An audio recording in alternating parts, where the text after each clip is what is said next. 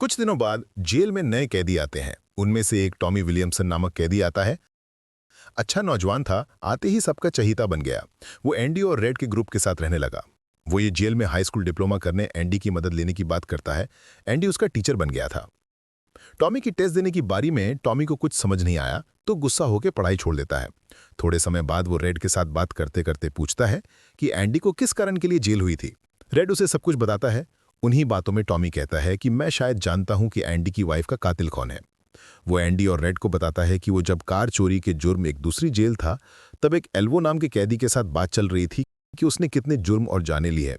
उसमें वो एल्वो बताता है कि एक रात जब वो एक गोल्फर के घर में चोरी करने जाता है, वो गोल्फर और बैंकर यानी एंडी की वाइफ साथ में सो रहे होते हैं, तो वो उठ जाते हैं और एल्वो के साथ लड़ाई करने लग जाते हैं।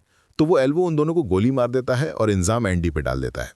ये बात एंडी सुन के वो तुरंत वार्डन को बताने जाता है, लेकिन वार्डन एंडी को रिहा होने नहीं देगा, वरना एंडी उसकी सारी पोल खोल देगा और फ्री में उसके काले कारनामे कोई और करेगा नहीं।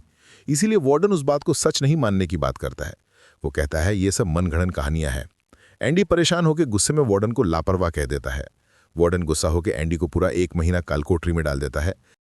एक रात वार्डन टॉमी को जेल के दरवाजे के बाहर बुलाता है, पूछता है जो बातें तुमने एंडी को बताई वो सच है क्या? तुम जज के सामने यही बातें बताओगे? वो कहता है हाँ, आप मौका तो दीजिए। ये सुन के वार्डन टॉमी को हेड ऑफिसर के द्वारा गोली मरवा देता है।